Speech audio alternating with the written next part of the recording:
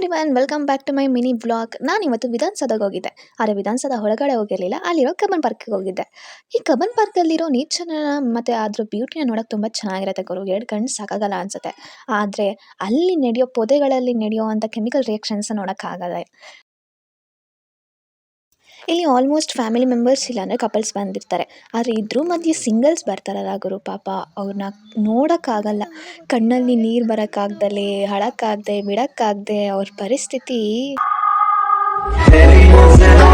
ಹೋಗಲಿ ಬಿಡಿ. ನಾನು ಇವತ್ತಿಂದ ಕಬ್ಬನ್ ಪಾರ್ಕಿಗೆ ಬಂದಿದ್ದೆ ಅಂದರೆ ನನ್ನ ಫ್ರೆಂಡ್ಸ್ ನನ್ನ ಬರ್ಡೇನ ಇವತ್ತು ಕಬ್ಬನ್ ಪಾರ್ಕಲ್ಲಿ ಸೆಲೆಬ್ರೇಟ್ ಮಾಡ್ತಾಯಿದ್ರು. ನನಗೆ ಆ ಸ್ಪಾರ್ಕಲ್ನ ಹಚ್ಬೇಕು ಅಂದರೆ ಈ ಥರ ಸಿಡಿದು ಬಿಡುತ್ತೆ ಅನ್ನೋ ಭಯ. ಬಟ್ ಅದು ಹಂಗೇನಾಗಲಿಲ್ಲ, ಎಲ್ಲ ಚೆನ್ನಾಗೇ ಆಯಿತು. ನನ್ನ ಫ್ರೆಂಡ್ಸು ಫುಲ್ ಖುಷಿಯಿಂದ ಸ್ಪ್ರೇಗ್ರಿ ಎಲ್ಲ ಹೊಡೆದ್ರು. ಆದರೆ ಅಷ್ಟಕ್ಕೆ ಸುಮ್ಮನೆ ಆದರು ಅಂತ ಮಾತ್ರ ಅನ್ಕೊಬೇಡಿ. ಹಾಲಲ್ಲಿ ಅಭಿಷೇಕ ಮಾಡ್ದಂಗೆ ಮಾಡ್ತಿದ್ದಾರೆ ಗುರು. ಯಪ್ಪ ಹೋಗಲಿ, ಅವ್ರ ಖುಷಿಗೋಸ್ಕರ ನಾನು ಬೇಜಾರು ಮಾಡ್ಕೊಳ್ಳಿಲ್ಲ. ಹೋಗಲಿ ಪಾಪ ಅಂತ ಸುಮ್ಮನೆ ಆದೆ. ಆಮೇಲೆ ಹಂಗೋ ಹಿಂಗೋ ಕೇಕ್ ಕಟ್ ಮಾಡಿದ್ವಿ. ನನಗೆ ಎಷ್ಟು ಬೇಕೋ ನಾನು ಅಷ್ಟು ತಿಂದ್ಬಿಟ್ಟೆ. ಆಮೇಲೆ ಮಿಕ್ಕಿದ ಬಾಕಿದ್ದ ನನ್ನ ಫ್ರೆಂಡ್ಸಿಗೆ ಕೊಟ್ಟೆ, ಪಾಪ ತಿನ್ಕೊಳ್ಳಿ, ಅವರೇ ಅಲ್ವಾ ಸೆಲೆಬ್ರೇಟ್ ಮಾಡ್ತಿರೋದು ಅಂದ್ಬಿಟ್ಟು. ಆಮೇಲೆ ಸ್ವಲ್ಪ ಹೊತ್ತು ಆಟ ಆಡಿಕೊಂಡು ಹಾಗೆ ಸ್ವಲ್ಪ ಕೂತಿದ್ವಿ. ಆ್ಯಕ್ಚುಲಿ ಏನಕ್ಕೆ ಕಬ್ಬನ್ ಪಾರ್ಕಲ್ಲೇ ಸೆಲೆಬ್ರೇಟ್ ಮಾಡಿದ್ರು ಗೊತ್ತಾ? ನಾನೇ ನಾಚಿಕೆ ಮಾನ ಮರ್ಯಾದೆ ಬಿಟ್ಟು ಅವ್ರ ಹತ್ರ ಕೇಳಿದ್ದೆ, ನನ್ನ ಬರ್ಡೇನ ಕಬ್ಬನ್ ಪಾರ್ಕಲ್ಲಿ ಸೆಲೆಬ್ರೇಟ್ ಮಾಡಿ ಅಂತ. ಅದಕ್ಕೆ ಅವ್ರು ಏನಂದಿದ್ರು ಗೊತ್ತಾ?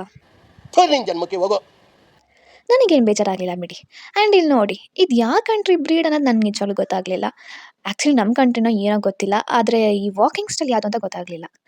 ಅಲ್ಲಿ ಸ್ವಲ್ಪ ಹೊತ್ತು ವೀಡಿಯೋಸು, ರೀಲ್ಸು, ಫೋಟೋಸ್ ಎಲ್ಲ ಮಾಡಿಕೊಂಡು ಕೊನೆಗೆ ಮನೆಗೆ ಬಂದು ತಲುಪಿದ್ವಿ. ಸೊ ಇದಾಗಿತ್ತು ನನ್ನ ಇವತ್ತಿನ ವ್ಲಾಗ್. ಇಷ್ಟ ಆಗಿದ್ರೆ ಪ್ಲೀಸ್ ಫಾಲೋ ಮಾಡಿ, ಲೈಕ್ ಮಾಡಿ. ಬಾಯ್ ಬಾಯ್, ಟಾಟಾ.